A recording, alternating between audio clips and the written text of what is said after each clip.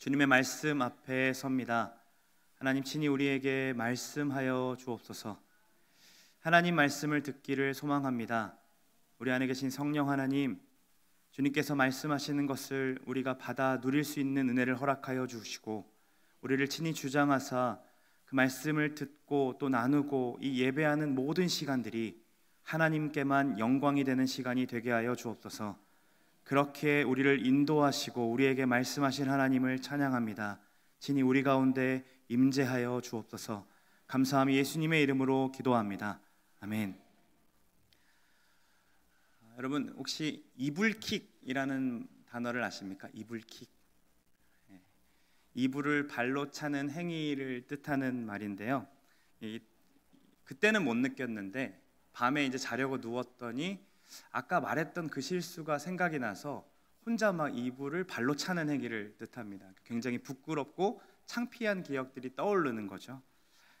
한 예로 제가 미국 비전 트립을 2019년도에 다녀왔는데 청년들에게 제가 이동할 때마다 했던 얘기가 너희들 가방 잘 챙겨라. 너희들 잊어버리면 큰일 난다. 너희들 진짜 조심해야 된다. 어디 갈 때마다 가방 챙겼니? 라는 것들을 물어보고 댕겼습니다. 그런데 이제 라스베가스에 도착해서 이제 카시오라는 것을 봐야 했는데 도착했는데 제 가방이 없는 겁니다. 아까 저녁에 먹었던 햄버거 집에 제 가방만 두고 온 거죠. 공연 시간은 임박해 왔고 이제 청년들을 내려놓고 저 혼자 이제 차를 운전해서 다시 햄버거 집에 갔는데 마침 가방이 직원 손에 있었습니다. 그래서 그거를 가지고 얼른 다시 돌아와서 이제 공연 시간이 얼마 남지 않았기 때문에 막 뛰어갔습니다. 뛰어가서 문 앞에 딱 섰는데 그때 깨달았습니다. 티켓을 또 차에 두고 온 겁니다. 다행히 인터넷에 예매했던 티켓 그 번호가 있어서 그걸로 들어갈 수 있었는데요. 제가 공연을 잘 볼 수 있었을까요? 없었을까요? 애들이 이렇게 보고 있는데 그 청년들 보기가 너무 부끄럽고 창피해서 이게 공연이 코로 들어가는지 입으로 들어가는지 모르게 제대로 볼 수가 없었습니다. 공연 시간 내내 어떤 생각이 들었냐면 거기서 그거를 왜 못 챙겨가지고 왜 그 티켓은 또 두고 와가지고 혼자 자책하고 계속 이러고도 내가 목사라고 이러고도 리더라고 하면서 심각하게 막 창피해졌던 기억들이 있습니다. 오늘 본문에서도 여호수아가 이불킥을 할 만한 사건을 지금 경험하게 됩니다. 굉장한 실수였는데 어떤 실수였냐면 가나안 민족과의 전쟁에 휘말리게 되는 사건으로 발전되거든요. 이게 무엇인지 도대체 어떤 실수였고 또 그 실수 가운데 그 잘못된 선택 가운데 하나님께서 어떻게 일하시는지를 우리가 함께 살펴보고자 합니다. 9장 1절 말씀을 같이 한번 읽어볼까요? 이힐 후에 요단 서쪽 산지와 평지와 레바논 앞과 가나안 사람과 브리스 사람과 히위 사람과 여부스 사람의 모든 왕들이 이 일을 듣고, 여기 9장 1절에 이일 후라는 단어를 보시면 곧 여리고 전투와 아이성 전투를 의미하는 말로써 이스라엘의 승전보가 가나안 족속들에게는 굉장히 큰 두려움을 주었다라는 겁니다. 그들이 살 수 있는 방법은 힘의 논리로 살아왔기 때문에 이스라엘에게 끝까지 맞서거나 아니면 이스라엘에게 투항하여 목숨을 구걸하는 일밖에 없었습니다. 가나안 여러 민족들은 힘을 모아서 이스라엘에 맞설 준비를 했지만 히윗 족속 중에 살고 있던 기브온 주민들은 이스라엘에게 투항하기로 결정합니다. 그들은 이스라엘에게 사신을 보내고 마치 먼 나라에서 온 것처럼 치장하고 위장하죠. 기브온 주민들은 아마도 오랫동안 이스라엘의 행적들을 지켜봤을 것이고 본인들끼리 계속해서 회의를 했을 겁니다. 우리가 어떻게 하면 살 수 있을까? 우리가 저 사람들을 어떻게 하면 이길 수 있을까? 그런데 그들 이스라엘 여정을 생각해 보니까 여리고도 무너지고 애굽도 무너지고 아이성 전투까지도 이겼다라는 소식이 이제는 그들이 이길 수 있는 방법이 없다라고 결론을 내리게 된 겁니다. 그래서 투항을 하게 되는 거죠. 어떻게 알았는지는 알 수 없지만 그들은 이스라엘이 이 가나안 족속들과 화친하지 말라는 이 모세의 명령, 하나님의 명령을 그들도 알고 있었던 것으로 보입니다. 그래서 이 사신들을 보낼 때에 멀리서 온 것처럼 옷이 헤어지고 가죽 부대는 낡은 것으로 바꾸고 빵도 곰팡이가 있는 것을 준비해서 그들에게 다가가는 거죠. 이들의 모습을 봤던 이스라엘의 모습은 어쩌면 자신들의 40년 광야 생활을 좀 돌아볼 수 있었을 겁니다. 멀리 여행해서 왔던 사람들의 행색이 굉장히 누추하고 초라했는데 신명기 말씀처럼 그들의 40년 여정은 발이 부르튼 적도 없었고 옷이 헤어진 적도 없었던 그때의 시절들을 보냈기 때문인 거죠. 그래서 그들의 모습을 보고 이 여호와가 없는, 하나님을 믿지 않고 하나님과 동행하지 않는 이들의 백성이 얼마나 처량한 모습이었는지 다시 돌아볼 수 있게 되었다는 겁니다. 그래서 연민을 가졌던 것 같아요. 그래서인지 이스라엘 지도자 여호수아는 피치 못할 실수를 하게 됩니다. 어떻게 합니까? 어떻게 할지를 여호와께 묻지 아니하고 여호수아가 곧 그들과 화친하여 그들을 살리라는 조약을 맺고 그들에게 맹세하죠. 지금 한 구절에 동사가 취하다, 묻지 않다, 화친하다, 맺었다, 맹세했다. 동사가 굉장히 빠르게 반복됐다라는 것은 그들의 이 행위가 굉장히 빠르게 진행되었다라는 것을 보여주는 대목입니다. 심지어 그들은 당신들의 종이 되겠습니다라고 고백했습니다. 이 달콤한 말과 눈에 보여지는 사실들로 인해 하나님께 묻지 않았던 겁니다. 우리도 이럴 때 있지 않습니까? 예상치 못한 돈이 들어왔을 때 하나님께서 이 돈을 왜 나에게 주셨을까를 묻지 않으면 어디로 사용됩니까? 그동안 구매하고 싶었던 그것, 내 삶을 편하게 해줄 것 같은 그 종처럼 생각했던 그것을 구매하는 돈으로 사용하게 됩니다. 세일 기간이었는데 마침 하나님이 나에게 주셔서 그거 사라고 하시는구나라고 해석하게 된다라는 거죠. 기브온 주민들처럼 너무나도 확실해 보이기에 묻는 것보다 결정하는 것이 앞서게 되는 겁니다. 어쩔 수 없었다라고 하지만 명백한 실수임을 성경은 그들이 여호와께 묻지 않았다라는 말로 분명하게 나타내주고 있습니다. 3일이 지난 후에 기브온의 계략을 알게 되었습니다. 심히 먼 나라에서 온 사람들이 아니라 바로 가나안 땅 중심지에 살고 있는 사람들임을 알게 된 거죠. 이스라엘 자손들이 행군하여 여러 성읍에 이르렀지만 조약으로 인해서 기브온이 살고 있는 사람 그 지역들을 칠 수가 없었습니다. 이들은 얼마 전 아이성 전투에서 패배했던 경험이 있지 않습니까? 하나님의 명령을 따라 행하지 않았을 때에 그 아간과 많은 사람들이 죽어나가는 것을 봤기 때문에 어떻게든 하나님 말씀대로 행하고 싶어하는 바람들이 있었습니다.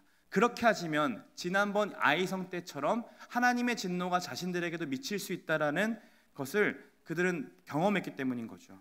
그래서 화친 조약으로 인해 가나안 민족을 몰아내라는 이 하나님의 주된 명령을 지키지 못하게 되니 그들이 가나안에게 미쳐야 하는 진노가, 그러니까 하나님께서 가나안의 땅에 주어야 되는 그 진노가 자신들에게 돌아올까 봐 걱정이 돼서 이스라엘 사람들은 리더십을 향해서 니네들 도대체 어떻게 한 거냐고 하면서 원망하기 시작합니다. 그때 모든 족장이 이렇게 얘기해요. 여호와로 그들에게 맹세하였은즉 이제 그들을 건드리지 못한다. 여호수아도 족장들도 속인 것은 잘못인 것이야 라고 말하면서 기브온과의 조약을 깨트릴 수도 있었습니다. 그런데 그들이 중요하게 생각했던 것은 무엇이냐면 바로 19절에 나와 있는 것처럼 단순히 이 약속을 기브온과 이스라엘 민족의 약속으로 보는 것이 아니라 하나님 앞에서 선서했던, 맹세했던 언약으로 본다라는 겁니다. 즉 그들이 기브온을 치지 않는 이유는 기브온과의 약속 때문이 아니라 하나님 앞에서 세운 언약에 대한 신실함을 그들이 보이고 싶었다라는 거죠. 여호수아는 기브온 주민들을 어느 지파에 소속된 공동체로 두지 않고 하나님께 소속된 공동체로서 하나님의 집을 위해 나무를 패는 자로 또 물을 깃는 자로 섬기도록 만듭니다. 이렇게 하는 이유는 이 신명기 말씀에 나와 있는데요. 나무를 패는 자로부터 물 깃는 자까지 다 하나님 앞에 있는 것을 기억하라고 하시면서 그들을 뭐라고 하시냐면 너를 세워 자기 백성으로 삼으시고 그는 친히 내 하나님이 되시려 합니다 라고 분명하게 말씀하고 계셨기 때문입니다. 이들이 이렇게 한 이유는 두 가지 정도 있습니다. 첫째는 하나님께서 이렇게 말씀하신 바를 기억했기 때문입니다. 하나님께서 묻지 않아서 생기는 문제였지만 그 해결책은 다시 하나님 말씀으로 기준 삼는다라는 거죠. 자신들이 왜 이렇게 되었을까를 그들도 인식하고 있었다라는 겁니다. 그리고 두 번째 이유가요, 그들을 하나님의 백성으로 만들기 위함입니다. 여기서 그들은 이스라엘 백성들이 아니라 기브온 주민들을 의미합니다. 이 기브온 주민들도 가나안 족속들이었기 때문에 이방신들을 섬기는 자들이었죠. 그런 자들을 하나님의 집을 섬기는 자도로 둬서 어떤 지파도 우상 숭배에 물들이지 않도록 만들고, 또 기브온 족속과도 계속해서 하나님의 성전을 섬기는 일, 하나님의 제사를 준비하는 일을 하게 하므로 자신들이 가지고 있는 우상들이 틀렸음을 인정하게 하고 하나님을 섬기는 자로서 그 안에서 함께 생활할 수 있도록 만들어 주었다라는 겁니다. 사랑하는 여러분, 우리도 생각을 해보면 많은 실수들을 합니다. 하나님께 묻기보다 내 결정이 더 빨라서 하지 않아도 되는 고생을 하는 것 같은 길을 걸을 때도 있습니다. 그때 우리는 이 길이 정말 맞는 걸까? 내가 혹 하나님의 음성을 듣지 않아서, 혹은 내가 잘못 들어서 이렇게 어려운 것인가라는 의문을 갖기도 하고 자책을 하다가 때때로 낙심하고 무너짐을 경험하기도 합니다. 우리 청년들 중에 이런 고민들 굉장히 많이 합니다. 직장을 선택할 때에도, 누군가를 만나 연애를 할 때에도 기도하기보다 자신의 감정대로 자신의 생각과 경험을 의지해 선택합니다. 그러고 힘들어지면 죄책감에 빠져요. 내가 그때 하나님 말씀대로 행할 걸 이라는 생각으로 죄책감에 빠지죠. 내가 기도하지 않아서 그런가 봐. 혹은 A 직장이 아니라 B 직장을 선택했어야 됐는데, 아니면 이 사람이 아니라 그 사람을 만났어야 하는데 라고 하면서 계속해서 후회하고 자책하면서 지금 역사하신 하나님을 누리지 못하게 된다라는 겁니다. 여러분도 이런 고민들 들 때 있지 않으십니까? 그때 우리는 기억해야 합니다. 어쩔 수 없는 선택, 그게 실수로 드러나는 것이라 할지라도 하나님의 말씀을 기준 삼아 해결 방안을 모색할 수 있어야 합니다. 마치 내비게이션의 말을 듣지 않아서 잘못된 길을 들어섰다면 거기서 내 결정과 내 경험과 내 생각을 의지하는 것이 아니라 다시 내비의 말을 듣고 돌아오든 아니면 다시 새로운 길을 찾아가는 것처럼, 하나님의 말씀을 듣지 않고 결정이 앞서서서 이루어진 결과라 할지라도 죄책과 후회로 시간을 보내는 것이 아니라 그곳에서부터 제대로 걷기를 바라면서 하나님 말씀에 다시 귀를 기울이고 그 말씀을 기준으로 방법을 모색해야 한다는 거죠. 그리고 그곳에서 지금 서 있는 곳이 잘못된 길이다라는 것이 분명하다 할지라도 그 자리에서 우리에게 중요한 것은 그 상황과 환경이 아니라 내가 지금 하나님의 백성다운 모습으로 서 있는가 아닌가를 점검해야 된다는 겁니다. 그 모습이 비록 실수했으나 하나님 앞에서 신실하게 서고 싶었던 여호수아의 모습이었습니다. 라합과 같이 기브온도 지금 이스라엘에게 받아들여졌고, 기브온은 물깃는 자가 되는 것, 평생 동안 이스라엘의 종으로 살아가는 것을 행복하게 여겼습니다. 25절과 27절을 같이 한번 읽어보겠습니다.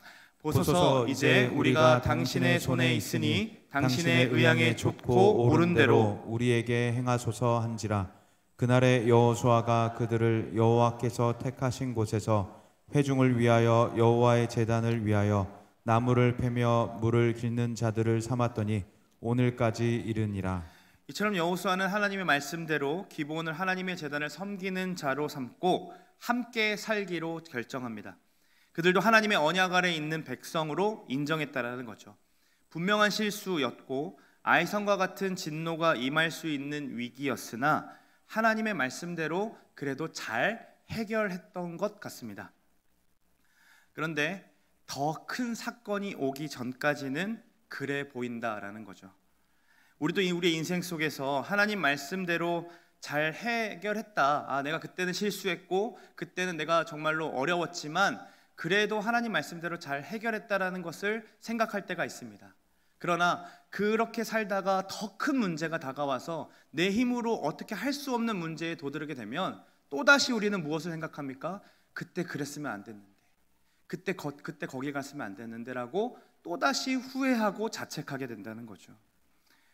더 큰 게 무엇은 사건이었습니까? 바로 오늘 우리가 읽은 본문에서 보여주는 사건입니다. 이제 화친했다라는 이야기가 들리자마자 저 여리고와 아이성이 넘어갔고 예루살렘 왕 아도니세덱이 이제 그 기브온 주민들과 화친했다는 이스라엘 말을 듣고 나서 어떻게 됩니까? 그들이 심히 두려워하기 시작합니다.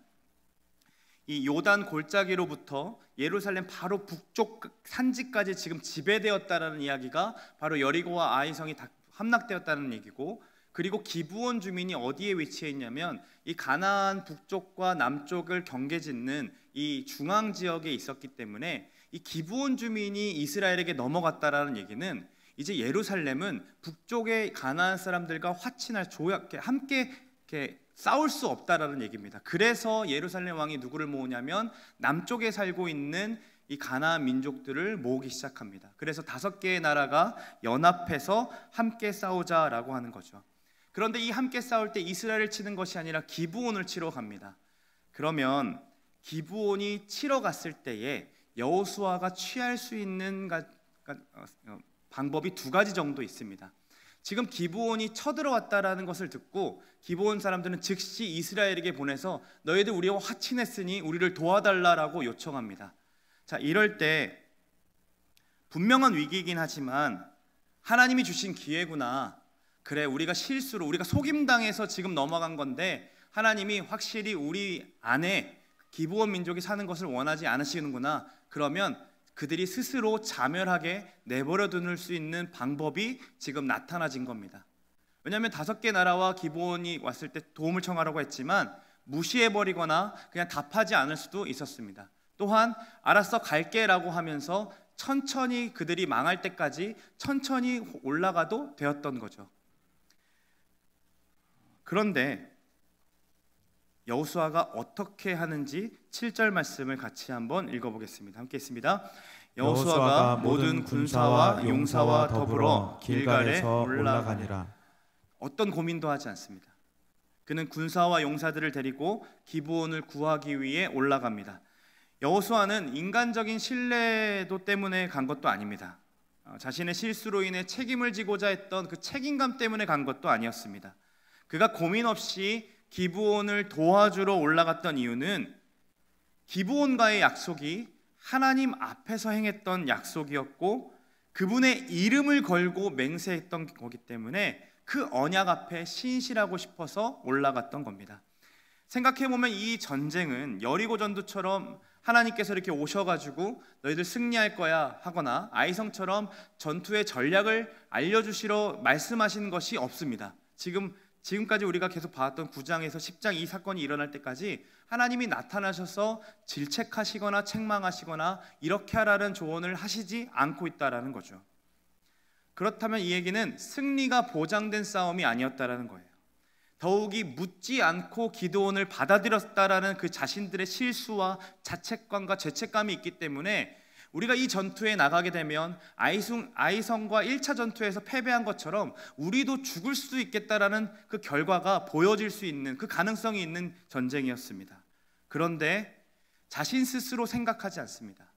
자신 스스로 미래를 생각하면서 이건 잘못됐고 이게 옳고 이런 것들을 선택하지 않고 도리어 자신이 할 수 있는 것이 그저 이 언약에 충실한 것이라면 그럼 상황과 환경을 따지지 않고 올라가는 게 내가 해야 되는 것이라 생각하며 올라간다라는 겁니다. 왜 그렇습니까? 그 언약에 신실하고 싶어서 나아간다는 겁니다.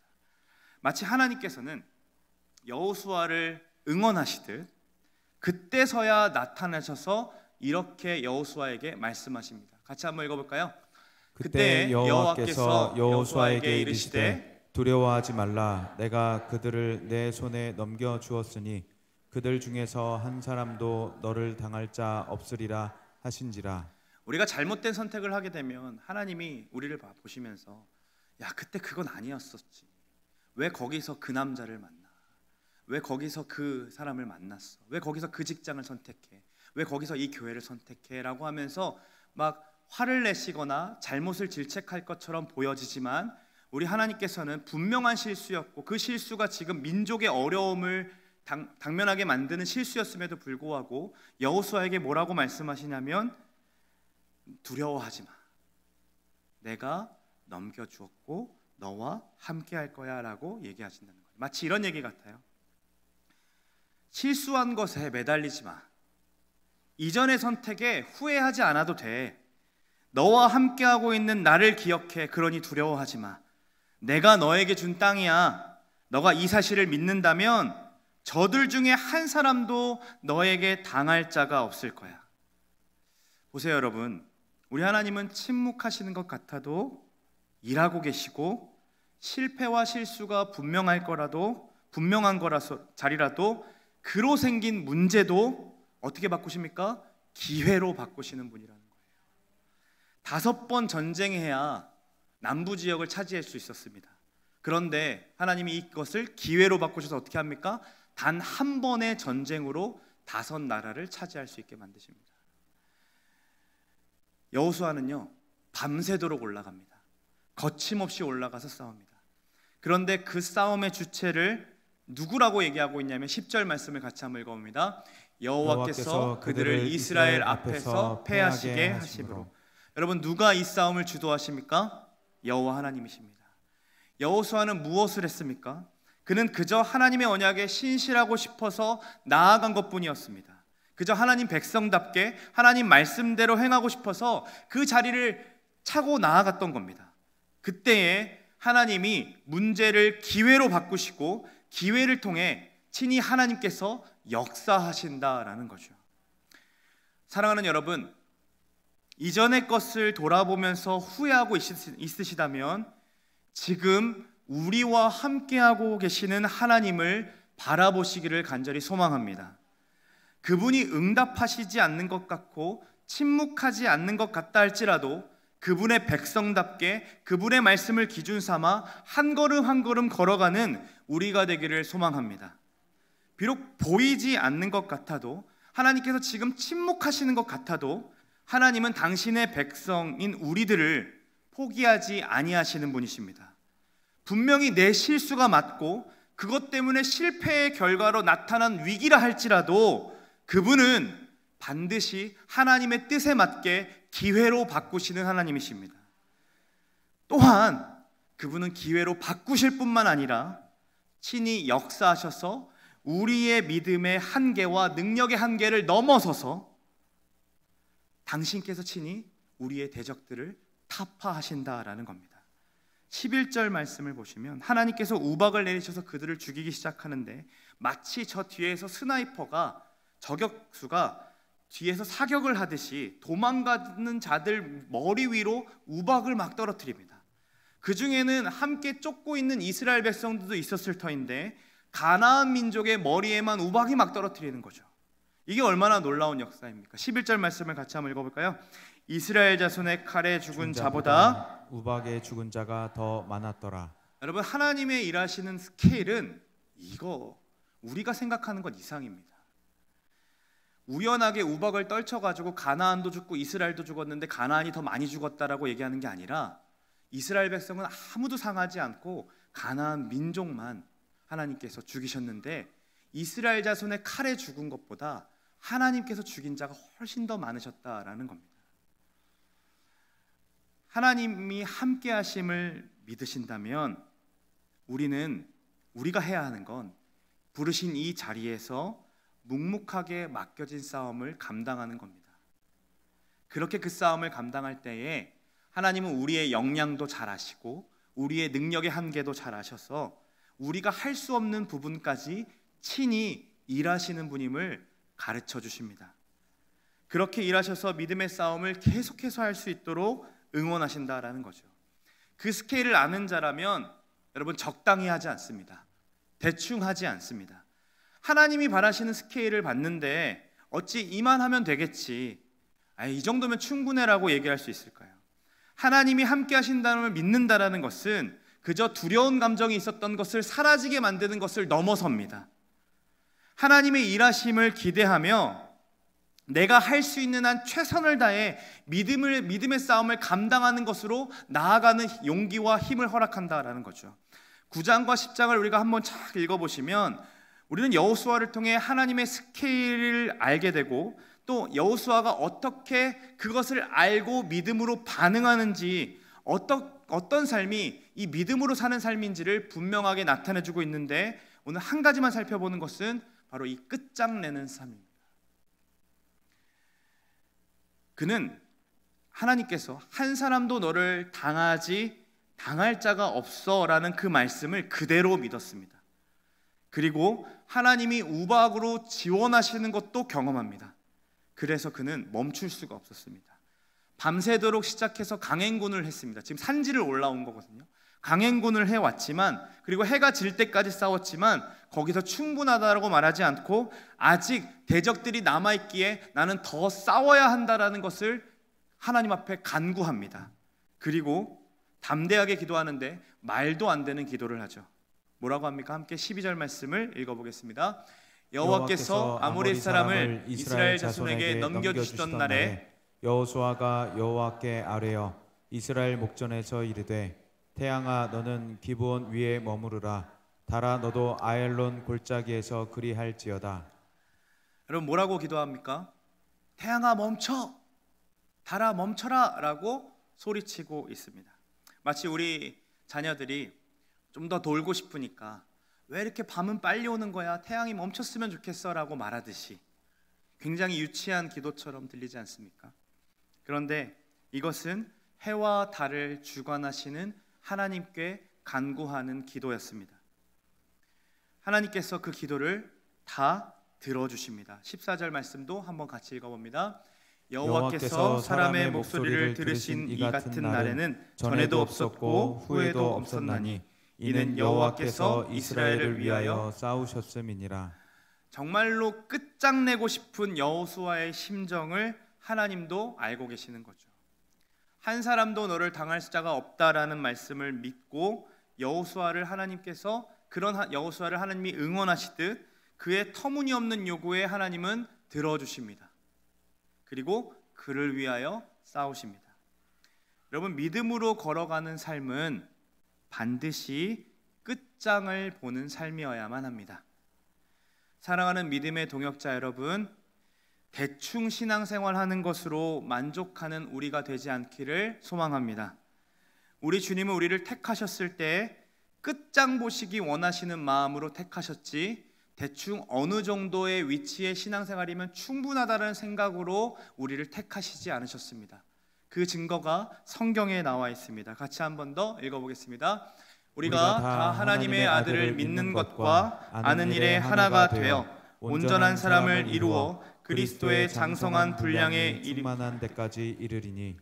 여러분 하나님께서 우리와 함께 하시고 우리를 위해 싸워주시는 이유는 그리스도의 장성한 분량, 온전함의 끝장인 예수님께로까지 자라가게 하기 위함입니다. 여러분 우리의 믿음이 어떠한 직분으로 종결될 수 없습니다. 누군가가 가지고 있는 직분으로 그 사람의 믿음이 좋다라고도 말할 수 없는 게 사실 우리가 가지고 있는 현실입니다. 여러분 질문합니다. 우리가 가진 직분으로서 정말로 예수에게까지 자라감이 있으십니까? 오늘 예배를 드리는 이 행위를 통하여 어제보다 오늘 더욱 자라감이 있으십니까?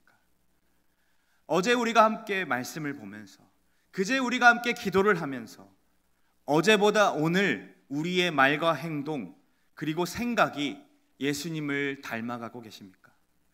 여러분 믿음이란 대충 이 정도면 충분하다라는 생각을 말하는 것이 아니라 예수님 배울 때까지 끝장을 보는 마음으로 나아가는 겁니다. 우리도 이와 같은 기적을 맛보고 싶지 않으십니까? 내 힘으로 해결할 수가 없어가지고 정말 예수님 닮아가고 싶은데 매일 반복되는 죄에 넘어지는 우리 자신이 미워질 때가 있지 않으십니까? 그때 우리는 주저없이 끝까지 하나님 말씀을 따라가야 합니다. 그리고 멈추지 않고 끝장을 보고자 하는 마음으로 주님께 나아가는 거죠. 터무니없고 내가 실수했고 내가 잘못된 선택을 해서 나타난 결과이기 때문에 염치도 없지만 하나님의 도우심에 매달려서 구해본다라는 거예요. 주님은요 그 마음을 아십니다. 그 수고와 그 열심을 인정해 주십니다. 그리고 더 나아가 친히 당신께서 우리를 위하여 싸워주신다는 것이 바로 오늘 본문이 우리에게 나타내주고 있는 진리입니다. 하나님께서 사람의 목소리를 들으신 날이 전에도 없었고 후에도 없다라고 말씀하셨는데, 이후에 하나님께서는 히스기야의 기도도 들어주시고, 그래서 생명을 연장시켜 주시고, 심지어 직접 이 땅에 내려오셔서 많은 사람들의 간구에 응답하여 고치시고 치유하시는 예수님의 사역들을 볼 수 있습니다. 그런데 유독 생각해보면 하나님 아버지께서 하나밖에 없는 아들의 간구에는 응답하시지 않았던 기도가 있었는데, 이 잔을 내게서 떠나게 해달라는 그 간구, 어찌하여 나를 버리셨나이까 라고 외치셨던 그 외침에는 하나님께서 응답하지 않으셨습니다. 히스기야의 간구와 여호수아의 외침에는 친히 응답하셨던 주님께서는 당신이 사랑하시는 자라고 말씀하셨던, 내 기뻐하는 나의 아들이라고 말씀하셨던 그분의 기도에 철저하게 외면하셨다라는 거예요. 왜 그렇습니까? 무슨 이유 때문일까요? 바로 우리의 기도에 응답하시기 위함입니다. 우리의 외침에 반응하고 싶으셨기 때문입니다. 우리를 당신의 자녀로 삼으시고 그리스도의 장성한 분량에 이르기 원하셔서 먼저 끝장을 보신 분이 바로 우리 하나님 아버지이십니다. 도무지 답이 없는 인생들을 위해 당신의 하나밖에 없는 아들을 보내셨어요. 창조주이신 아들은 자신이 누리던 하늘의 모든 보화와 그 사랑들을 내려놓고 피조물의 몸으로 이 땅 가운데 거하십니다. 그리고 그 아들은 한 번도 경험해보지 못했던 하나님의 진노를 오롯이 홀로 다 감당하시고 죽음을 이기시고 부활 승천하시면 끝났다라고 할 수도 있는 거잖아요. 이제 끝이다, 이제 끝났다라고 할 수 있는 거잖아요. 그런데 거기서 멈추지 아니하시고 성령 하나님을 우리에게 보내주시기까지 끝장을 보시면서 우리가 예수님 닮아갈 때까지 영원히 떠나지 않겠다고, 내가 끝장 본다, 너 예수님 사람 될 때까지 내가 떠나나 봐라, 내가 절대로 너 떠나지 않을 거다라고 하면서 우리와 함께 하신다라는 겁니다. 사랑하는 여러분, 먼저 이렇게 끝장을 보신 우리 하나님께서 함께 하시기에 우리의 실수도 그분이 일하실 수 있는 기회가 될 수 있고, 우리의 분명한 실패라 할지라도 그분이 일하시는 역사가 될 수 있다는 사실을 믿으시기를 간절히 소망합니다. 그러기에 믿음으로 사는 우리들의 삶은 자꾸 과거를 돌아보면서 후회하는 삶이 아니라 이해되지 않더라도 그 자리에서 예수님을 닮아가는 싸움을 하는 겁니다. 그분을 닮아갈 때까지 끝장을 보며 믿음의 싸움을 하는 것이 바로 우리의 신앙생활이라는 겁니다. 기억하십시오. 어쩔 수 없는 실수를 할지라도 우리 주님은 일하십니다. 분명한 실패로 생긴 문제라고 할지라도 우리 주님은 여러분들과 함께 동행하시고 영원히 떠나지 아니하시며 여러분들을 예수님 닮은 모습으로 바꾸어 가실 겁니다. 그 사실을 믿는 저와 여러분이 되시기를 소망합니다. 여러분, 여호수아에게 뭐라고 말씀하셨습니까? 너를 당할 자가 없더라. 우리에게도 말씀하셨습니다. 더 이상 죄가 너를 주장하지 못할 거다. 그 사실을 믿음으로 주님 다시 오실 때까지 그분을 닮아가는 모습, 예수에게까지 자라가는 저와 여러분이 되시기를 간절히 믿음으로 축원합니다. 우리 함께 이